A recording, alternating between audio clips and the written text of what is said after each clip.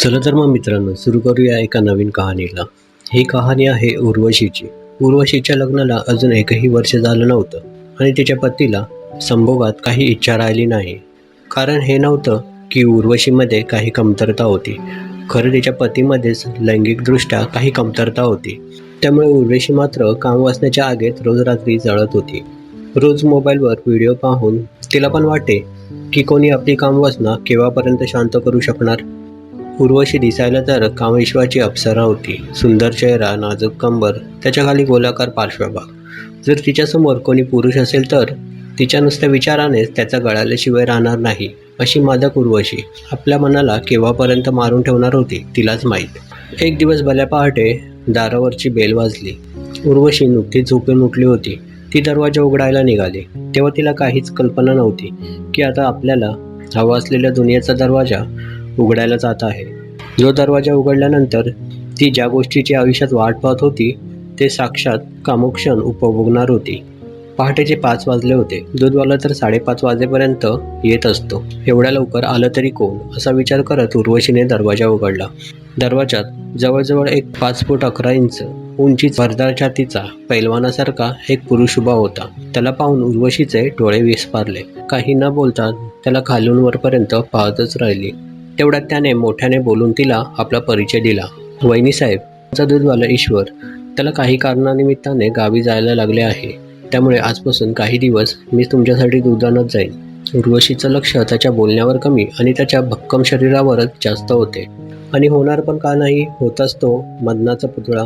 बलराजने आपल्या खांद्यावर एक शैला ठेवला होता. अकुड शर्टाने त्याची बरदस्त छाती पूर्ण उघडी पडली होती. खाली पांढऱ्या रंगाचे धोतर घालून होता. ते धोतर पारदर्शी असल्याने त्याच्या शरीराच्या कटा दिसत होत्या.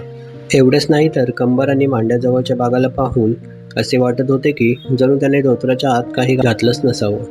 उर्वशी भान विसरून त्याला पाहतच होती. तेवढ्यात बलराजने मोठ्या आवाजात म्हटलं, वहिनी साहेब, दूध घ्या की.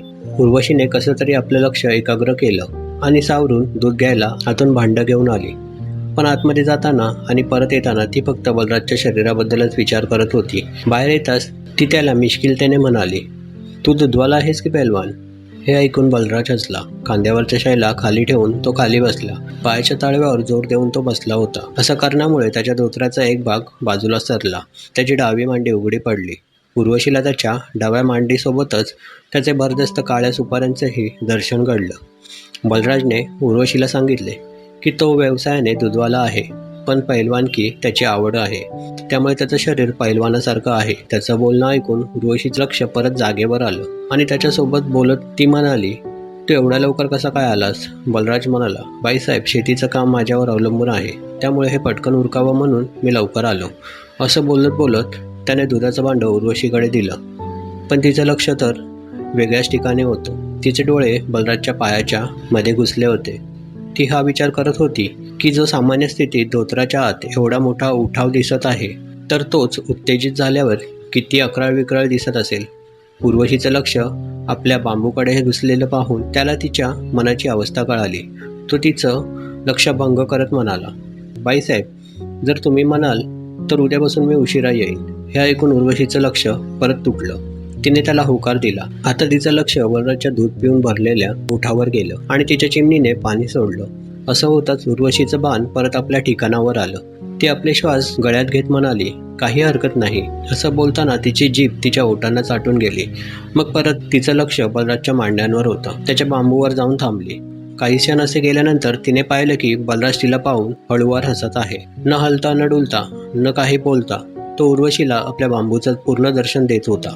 हे सर्व पाहून उर्वशी उभी झाली. ती उभी झाल्यानंतर बलराजही उभा झाला. काही क्षण तर अशी शांतता पसरली होती जसे की तिथे कोणीच नव्हतं. बलराज म्हणाला, बरं वहिनी साहेब, मी उद्या येतो. बलराजने आपली दुधाची कॅन उचलली आणि आपली सायकल घेऊन जायला निघाला. उर्वशी लगेच भांडं ओट्यावर ठेवून बाल्कनीमध्ये येऊन त्याला जाताना बघायला लागली. आपल्या दुधाची कॅन सायकलला टांगल्यानंतर त्याने डोकं वर करून बाल्कनीत उर्वशीला पाहिलं. त्याला ती त्याच्याकडे बघत असलेली दिसली. मग एक स्मित हास्य तिला देऊन त्याने आपली सायकलचं पॅन्डल मारलं. उर्वशीसाठी हे पूर्ण अनपेक्षित होतं. बलराजचं दूध देऊन परत गेल्यानंतर तर जशी काही ती आपली शुद्ध अर्पून बसली होती. पूर्ण दिवस ती फक्त त्याच्याबद्दल विचार करत राहिली. त्याच्या धोत्राचा उठाव, त्यातून तिला दिसलेली त्याच्या काळ्या भरदस्त सुपाऱ्या तिच्या डोळ्यासमोर झुलत होते. कामदेव उर्वशीवर अनपेक्षितपणे प्रसन्न झाला होता, कारण तिचा नवरा जॉबवर गेल्यानंतर तिला त्याचा फोन आला. तो म्हणाला की महत्वाच्या कामानिमित्त आज दिल्लीला जायचं आहे, त्यामुळे आता तो घरी लवकर येईल. तोपर्यंत तू त्याची बॅग तयार करून ठेव. त्याप्रमाणे तिने तिच्या नवऱ्याची बॅग तयार केली. काही वेळाने तो आला आणि बॅग उचलून दिल्लीला निघाला.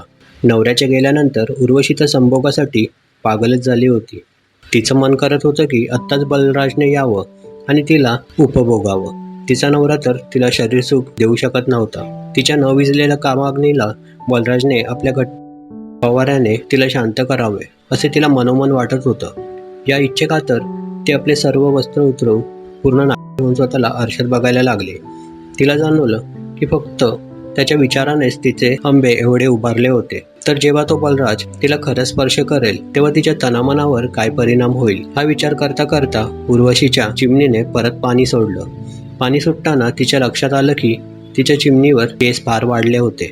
त्यामुळे ती लगेच बाथरूममध्ये गेली आणि हेअर रिमूव्हर क्रीम लावून आपली केस साफ करायला लागली. काही वेळाने तिची चिमणी पूर्णपणे चिकनी झाली. एखाद्या कुवाऱ्या युवतीच्या चिमणीसारखी चमकायला लागली होती.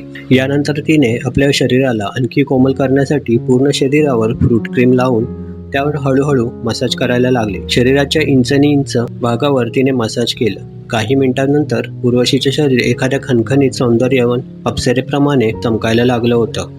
ती आरशासमोर नग्न उभी होती. शरीरावर अतिरिक्त चरबीचा एकही भाग नव्हता. जे होतं ते आंब्यांचा उभार आणि पार्श्वभागाचा उभार. नाभी तर एवढी खोल होती की कुणाचंही मन सहज मोहून जावं. उर्वशीच्या जाचांच्या काटा तर घायल करणाऱ्या होत्या आणि त्या काटांमध्ये असलेला मासाल त्रिकोण तर देवाच्या कलाकृतीचा आविष्कार होता. पिकलेल्या आंब्यांच्या 2 फोडीसारखे तिच्या मासाल चिमणीचे मासाल गरे आणि त्या गऱ्यांमधली ती नाजूक बेक. स्वतःचं रूप बघून तिला स्वतःच्या सौंदर्याचा अतीव गर्व वाटला. त्यानंतर ती बेडवर झोपून गेली. बलराजसोबतच्या संभोगच्या कल्पना ती करायला लागली. तिच्या मनात तिच्यासोबत वेगवेगळ्या पोझिशनमध्ये वेगवेगळ्या प्रकारे रातक्रीडा करण्याचे विचार यायला लागले. तेवढ्यात भिंतीवरच्या घड्याळाने आवाज केला. तिचं ध्यान भंग पावलं. रात्रीचे 11 वाजले होते. उर्वशीने कपाटातून एक पारदर्शक काळ्या रंगाची नायटी काढली आणि ती घालून बेडवर झोपली. त्या नायटीची लांबी फक्त तिच्या चिमणीपर्यंतच होती. मागचा पार्श्वभाग तर पूर्णपणे उघडा पडत होता. म्हणजेच तिच्या नायटीचा कपडा फक्त तिच्या आंब्यांना जेमतेम झाकत होता. उर्वशीच्या वक्षांच्या मधली नायटीची खोली तिच्या बेंबीखाली फक्त 2च बोटावर संपत होती. नायटी जास्त सैल नव्हती, त्यामुळे तिच्या शरीराशी चिपकलेली होती. त्यामुळे तिच्या शरीराचे उभार स्पष्टपणे दिसत होते. नायटी घातल्यानंतर उर्वशी टीव्ही पाहायला लागली, पण त्यात तिचं मन लागलं नाही. त्यामुळे ती पुन्हा मोबाईलवर व्हिडिओ पाहायला लागली. बलराजच्या कल्पनेत शुद्ध गमावलेल्या उर्वशीचे मन तर व्हिडिओमध्येही लागत नव्हते. वारंवार तिला त्या व्हिडिओमधला हिरो बलराजसारखा दिसत होता. तिने व्हिडिओ बंद केला. तशीच ती बेडवर येऊन झोपली. काही वेळानंतर तिने आपली नायटी बेडवर उतरवून फेकली आणि होऊन बाल्कनीत येऊन उभी झाली. बाहेर रिमझिम पाऊस पडत होता. थंड हवेचा गारवा उर्वशीच्या चिमणीला आणि आंब्यांना शहारून सोडत होता. समोर मोकळे पटांगण होते. रात्रीचे 12 वाजले होते, त्यामुळे कुणाच्या बघण्याची तिला भीती नव्हती. आज तर ती एवढी गरम झाली होती की जर कुणी तिला नग्न पाहिले तरी तिला काही फरक पडला नसता. थोड्या वेळानंतर ती बेडवर येऊन नागडी झोपली आणि बलराजच्या विचारात गुंतली. एवढ्यात एकदम मुख्य दरवाजाची बेल वाजली. तिने घड्याळ पाहिले. 1 वाजला होता. तिला वाटलं कदाचित तिचा नवरा परत आला असेल. तिने पटकन आपली नायटी उचलून घेतली आणि दरवाजाकडे पळाली. दरवाजा उघडताच तिने दरवाजात असे काही पाहिले ज्याने ती कावरी बावरी झाली. समोर दूधवाला बलराज पावसात भिजलेला जवळपास उभा होता. उर्वशीने विस्पारलेल्या डोळ्याने बघितलं. पावसाने त्याचं सदर आणि धोतर पूर्णपणे शरीराला चिपकलेलं होतं. त्या पातळ पांढऱ्या वस्त्रांनी त्याचं कसदार शरीर उघडं पडत होतं. धोतर त्याच्या डाव्या मांडीवरून सरकलं होतं. धोतराची गाठ कमरेवरून 10-12 बोटं खाली उतरली होती. त्यातून बलराजचा भीमकाय बांबू स्पष्टपणे दिसत होता. त्याचं बांबू आणि धोतराची खोली उतरलेली गाठ दोन्ही एकाच जागी संपत होती. एवढं सर्व उर्वशीने काही क्षणातच पाहून घेतलं होतं. पण ती या गोष्टीने चकित झाली होती की एवढ्या रात्री बलराज दूधवाला कसा काय आला आणि तेही असल्या अवस्थेत. याआधी किती काही विचारणार, बलराजनेच तिला सांगितलं, वहिनीसाहेब आज सकाळी मला बाहेरगावी जायचं आहे आणि काल सकाळी माझ्या पैशाची थैली तुमच्या दरवाजाजवळच कोपऱ्यात मी विसरलो, म्हणून मी आत्ताच आलो. उर्वशीच्या लक्षात आले की तिला त्याची पिशवी सापडली होती. उर्वशीही त्या नाईटी कपड्यात जवळजवळ पूर्ण सगळी त्याच्यासमोर उभी होती. तिचं अर्धनग्न शरीर पाहून त्याचा बांबू उठत चालला होता. उर्वशी त्याचं बोलणं ऐकत त्याच्या बांबूकडे पाहायला लागली. थंडीमुळे आणि तिच्या आंब्यांना पाहून त्याच्या ताटरपणा आला होता. तेवढ्यात बलराज म्हणाला, वहिनी साहेब, येताना मी पावसात भिजलो, द्या ना माझी पिशवी. असं म्हणून तो नेहमीसारखा दूध देताना बसतो तसा बसला. त्याबरोबर ताण येऊन त्याचं धोतर मांड्यांवर पूर्ण सरकलं. त्यामुळे त्याचा विक्राळ बांबू आणि त्याच्या काळ्या सुपाऱ्या बाहेर लटकायला लागल्या. हे सर्व एवढं अचानक झालं की ते बघून उर्वशी उभीच्या उभीच राहिली. तेवढ्यात बलराज परत म्हणाला, वहिनी साहेब, द्या की पिशवी. उर्वशी त्याचं बोलणं ऐकून मतिभ्रष्ट अवस्थेत बेडरूमकडे वळाली. त्याबरोबर बलराजला तिच्या भरीव पार्श्वभागाचं दर्शन घडलं. तिच्या मनात हाही विचार नव्हता आला की बलराजने तिला सुद्धा त्या पारदर्शक नाईटीमध्ये पूर्ण पाहिलं होतं. ती त्याच्या उघड्या शरीराबद्दलच विचार करत होती. तिने त्याची पिशवी घेतली, सोबत त्याच्या दुधाच्या महिन्याचे पैसेही काढले. ती दरवाजात आली आणि त्याच्यासमोर दूध घेताना बसते तशी बसली. तिने त्याला थैली दिली आणि म्हणाली, तुझ्या दुधाचे पैसे घे. तिने त्याच्या हातात पैसे दिले आणि तो ते मोजायला लागला. तिची नजर त्याच्या लटकणाऱ्या काळ्या सुपाऱ्यांवर आणि बांबूकडे होती. ती त्याच्या जाडीची कल्पना करत होती.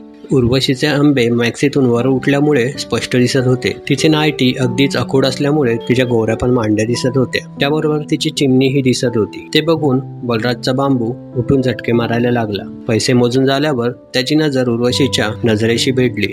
त्याने तिला एक स्मित हास्य दिले. तो म्हणाला, वहिनी साहेब, तुमच्याकडे टॉवेल असेल जास्तीचं तर द्या ना, माझं धोतर पूर्णपणे ओलं झालं आहे. असं म्हणता तो उभा झाला. तसं त्याचा बांबू जमिनीशी समांतर झाला.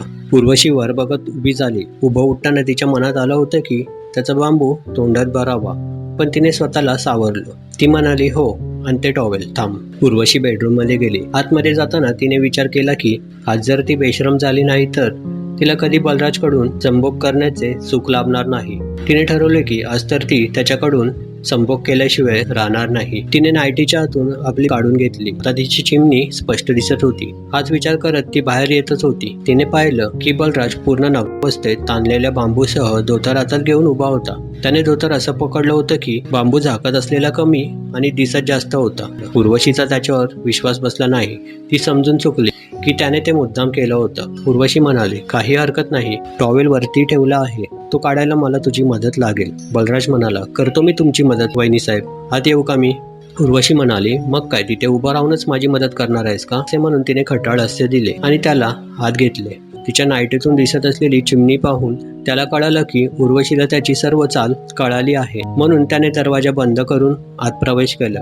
उर्वशी बेडरूम मध्ये जायला लागली आणि त्याच्या मागोमाग बलराज चालायला लागला. उर्वशीचा हलणारा पार्श्वभाग आणि त्याचा हलणारा बांबू एकमेकांना साथ देत होते. उर्वशी म्हणाली, माझा हात वर बसणार नाही, तू मला तुझ्या खांद्यावर उचलून धर, मी काढते टॉवेल. बलराज म्हणाला, हो वहिनी साहेब, जशी तुमची आज्ञा. उर्वशीने त्याला गुडघ्यावर बसायला सांगितलं. ती त्याच्या समोर आली आणि तिची एक टांग त्याच्या खांद्यावर ठेवली. तिची चिमणी बिलकुल त्याच्या तोंडासमोर होती. असं वाटत होतं जसं तिला त्याच्याकडून आपली चिमणी घ्यायची इच्छा होती. आता तू मला कसून पकड, मी दुसरी टांग तुझ्या खांद्यावर टाक. बलराजने हातातलं धोतर फेकलं आणि उर्वशीच्या पाठीला पकडून तिला तिची दुसरी टांग टाकायला मदत केली. उर्वशीने आता त्याला उभं व्हायला सांगितलं. तो उभा होताना उर्वशीने तिची नाईटी वर उचलली आणि बलराजचं डोकं त्या नाईटीत घातलं. आता तिची चिमणी अगदी त्याच्या ओठासमोर होती. त्याने तिच्या नाईटीत हात घालून तिला आवडून पकडलं आणि तिच्या चिमणीला आपल्या तोंडाजवळ आणखी खेचून धरलं. असं केल्याने उर्वशीची चिमणी त्याच्या ओठांना जाऊन चिपकली. आपल्या चिमणीवर झालेल्या बलराजच्या दुधाळ ओठांचा स्पर्श उर्वशीने एक खोल श्वास घेतला, ज्याची जाणीव त्यालाही झाली. बलराजला तिच्या अकुंचन प्रसारण पावत असलेल्या गरम चिमणीला चाटायची फार इच्छा झाली. उर्वशी त्याला दिशा सांगायला लागली तसा तो हालचाल करायला लागला. उर्वशी त्याच्या खांद्यांवर वरखाली होत मन भरून आपली चिमणी त्याच्या ओठांशी रगडायला लागली.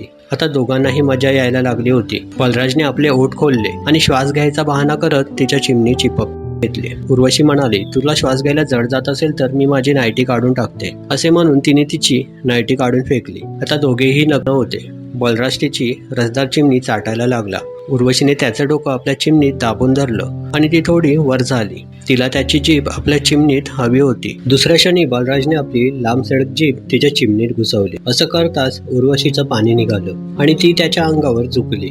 बलराजने तिचं सारं पाणी चाटून घेतलं आणि तिला खाली उतरवलं. दोघंही एकामेकासमोर न उभे होते. दुसऱ्या क्षणी दोघांनी एकमेकांना पकडून चुंबने सुरू केली. मग 10 मिनिटांनंतरच वेगळे झाले. तुला जायचं नाही का? बलराज, मी घरी सांगून निघालोय की 2 दिवसांनीच परत येईन. उर्वशी चकित होऊन म्हणाली, तू 2 दिवसांसाठी आला आहेस? हो वहिनी साहेब, तुम्ही तुमच्या नवऱ्याला सोडायला खाली आले होते तेव्हा मी दूध वाटप करून परत येत होतो. तुम्हाला पाहून मी लपलो आणि तुमचं बोलणं ऐकायला लागलो. तुमचा पती म्हणत होता की त्यांना परत यायला 2 दिवस लागतील. मी रात्रीच तुमच्याकडे यायची तयारी करायला लागलो. ते ऐकून उर्वशी हसायला लागली. उर्वशी म्हणाली, आग तर दोन्ही बाजूला लागली आहे. असं म्हणून उर्वशी त्याला चिपकली आणि म्हणाली, बलराज, आता तू मला तृप्त कर, माझी कामाग्नी विझव. बलराज म्हणाला, हो वहिनी साहेब, तुम्ही काळजी करू नका. तुम्हाला मी 2 दिवस एवढं करेन की तुम्हाला तृप्त करून टाकेन. तुमच्यात हालचाल करण्याची ही अवस्था उरणार नाही. बलराज म्हणाला. त्याचे बोलणे ऐकून उर्वशी बेडवर चढली आणि आपले पाय खोलून झोपली. उर्वशीने बलराजचा पूर्णपणे ताणलेला बांबू पाहिला. तो आता बहुतेक 8.5 इंच लांब झाला होता, तर जाडी बहुतेक 3 इंचची बनली होती. ते पाहून तिच्या तोंडून पाणी आलं. त्याच्या लक्षात आले की त्याने आपले पूर्ण केस काढून टाकले होते. ते पाहून तिने त्याला विचारलं, तू नेहमीच केस काढून टाकतोस का? हो वहिनी साहेब, मला शरीरावर केस आवडत नाही. मला माझं बलदंड शरीर दाखवायला आवडतं. असं म्हणत बलराज बेडवर चढला. गोठ्यामध्ये दूध घ्यायला येणाऱ्या गावातल्या बायकांपासून ते मोठमोठ्या घराच्या बाईसाहेबांनाही मी माझ्या बांबूने मजा दिली आहे. असं म्हणत त्याने आपल्या बांबूचा सुपरा उर्वशीच्या चिमणीवर टेकवला आणि तिच्या ओठावर किस करत एक जोराचा धक्का मारला. उर्वशी चापपली, कारण तिने आजपर्यंत एवढा मोठ्या आकाराचा सुपरा कधी आपल्या चिमणीत घेतला नव्हता. बलराजला या गोष्टीचा अंदाज आधीच आला होता, त्यामुळे त्याने तिला चुंबन करणं सुरूच ठेवलं. हळूहळू उर्वशीच्या वेदना कमी झाल्या. तिला पूर्णपणे गरम करण्यासाठी बलराजने तिचे आंबे दाबायला लागला. बलराज म्हणाला, बायसाहेब, फार टाईट आहे तुमची चिमणी. साहेब कमी करतात का करतच नाहीत? उर्वशी म्हणाली, नाही ना, म्हणूनच तर माझी कामाग्नी आज तू विझव. बलराज म्हणाला, वहिनी साहेब, मी देईन तुम्हाला ते सुख. तुमची भडकत असलेली कामाग्नी मीच विझवेन. असं म्हणत त्याने आपला अर्धा बांबू तिच्या चिमणीत घुसवला. त्यामुळे उर्वशीची चिमणी चिरली. ती ओरडली, पण लगेच तिला वेदनानंतरचं सुखही लाभलं. उर्वशी म्हणाली, बलराज, तू आज मला वेगवेगळ्या पद्धतीने संभोग कर. बलराज म्हणाला, हो वहिनी साहेब, तुम्ही फक्त पाहतच राहा. आणि त्याने एक धक्का मारला, ज्यामुळे त्याचा पूर्ण बांबू तिच्या चिमणीत सामावला. उर्वशी चित्कारली, किती मोठा दांडका आहे तुझा बलराज. तुझी बायको कशी सहन करत असेल देव जाणे. उर्वशी पूर्णपणे बलराजला समर्पित होऊन संभोग करायला लागली. आतापर्यंत 1 तास झाला होता आणि त्यांचं प्रणय सुरूच होतं. त्या दरम्यान उर्वशी तर बराच वेळा जडली होती, पण बलराज मात्र जडायला तयारच होत नव्हता. उर्वशी म्हणाली, बलराज, तू न झडता किती वेळ संभोग करत आहेस? यावर हसून बलराज म्हणाला, वहिनी साहेब, आणखी 1.5-2 तास माझा जडणार नाही.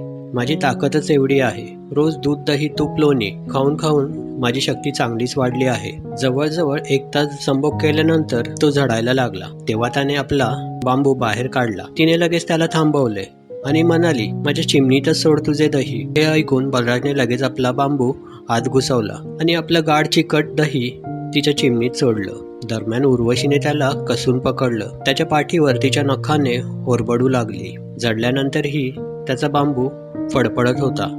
तो तसाच झोपून राहिला. आता सकाळचे 8 वाजले होते. त्यांचा संभोग पूर्ण रात्रभर चालूच होता. ती उठली आणि म्हणाली, चल आता आंघोळ करू, मग आराम करू. त्यावर बलराजने तिला आपल्यापासून वेगळं न करता त्याच पोझिशनमध्ये कुशीत उचललं आणि तिला बाथरूममध्ये नेलं. गरम पाण्याच्या शॉवर खाली उभे राहून दोघंही आंघोळ करायला लागले. आंघोळ झाल्यानंतर सँडविच आणि ज्यूस घेऊन ती बेडरूम मध्ये आली. दोघांनी मिळून नाश्ता केला आणि बेडवर छान झोपी गेली. रात्रीच्या मेहनतीने उर्वशी चांगलीच थकली होती, त्यामुळे ती गाढ झोपी गेली. तिचे डोळे सरळ संध्याकाळी 7 वाजताच उघडले. तिला जाणवलं की तिच्या चिमणीत काहीतरी हालचाल होत आहे. तिने डोळे उघडले तर पाहिलं बलराज तिच्याशी संभोग करत होता. तिने विचारलं, तू मला केव्हापासून करत आहेस? तो म्हणाला, 15-20 मिनिटं झाले. उर्वशीने त्याला थोडा वेळ थांबायला सांगितले. तो बाथरूममधून फ्रेश होऊन आला. अचानक तो म्हणाला, वहिनी साहेब, आता मला तुमचा पार्श्वभाग मारायचा आहे. उर्वशी ते ऐकून घाबरलीच. त्यावर बलराज तिला तीर देत म्हणाला, ज्या प्रकारे तुम्हाला चिमणी संभोगायची मजा येत होती तशीच मजा तुमच्या पार्श्वभागात सुद्धा येईल. त्यावर उर्वशीने तशी पोझिशन घेतली बलराजने आपले जाडजूड बोट हळूच तिच्या पार्श्वभागाच्या छिद्रात गोल गोल फिरवायला सुरुवात केली. मग त्यावर थोडीशी लाळ लावली आणि अर्ध बोट आत घुसवलं. उर्वशीला मजा यायला लागली. तेव्हा तो तिच्या पाठीमागे आपला बांबू धरून उभा राहिला. हळूच त्याने आपल्या बांबूचा सुपरा तिच्या छिद्रावर टेकवलं आणि जोर लावून आत घालायला लागला. उर्वशी मोठ्याने चित्कारली. तिच्या डोळ्यातून पाणी यायला लागले. एवढ्यात बलराजने एक झटका मारला आणि तिच्या पार्श्वभागाचा छिद्र चिरत गेला. आपला बलदंड बांबू आत घुसवला. उर्वशीच्या चित्कारण्याला सीमाच उरली नव्हती. बलराजने आणखी लाळ आपल्या बांबूभोवती लावली आणि हळूहळू आत बाहेर करायला लागला. त्याचा पूर्ण बांबू तिच्या पार्श्वभागात सामावला होता. तो मजेत तिच्या पार्श्वभागाची मजा घेत होता. एकदा तर तो तिच्या पार्श्वभागातच जडला, पण त्याने आपला संभोग निरंतर चालूच ठेवला. थोड्या वेळाने पुन्हा तो जडला आणि ते झोपी गेले. सकाळी उठून आंघोळ करून उर्वशीने जेवणाची ऑर्डर दिली. जेवण केल्यानंतर त्यांचा संभोग पुन्हा सुरू झाला. उर्वशीने 2 दिवसापासून त्याच्याकडून निरंतर संभोग करून घेतला होता. तो तिचा पार्श्वभाग आणि चिमणी अलटून पलटून तृप्त करत होता. मग त्याचं दही त्याने तिच्या तोंडावर सोडून बाजूला झाला. उर्वशीने तोंडावर पडलेलं ते दही चाटून पुसून खाल्लं. एवढ्यात उर्वशीचा फोन वाजला. फोनवर तिचा नवरा होता. तो तासभरात घरी पोहोचणार होता. उर्वशीने लगेच बलराजला तयार व्हायला सांगितलं. आपल्या नवऱ्याचं शर्ट पॅन्टीने त्याला दिलं. बेडशीट धुवायला टाकून दिली. बलराजला चुंबन करून तिने त्याला बाहेर पाठवलं. अगदी त्याच वेळेस तिचा नवरा सोसायटीमध्ये शिरत होता आणि बलराज आपली सायकल आणि दुधाची कॅन घेऊन परत जात होता. अशा रीतीने उर्वशीने आपली कामाग्नी बलराजकडून विझवून घेतली होती. चला तर मग मित्रांनो, कशी वाटली ही कथा लाईक आणि कमेंट करून नक्की सांगा. अशाच नवनवीन कथांसाठी प्रेमस्पर्श चॅनलला लाईक आणि सबस्क्राईब करा. Thanks for watching.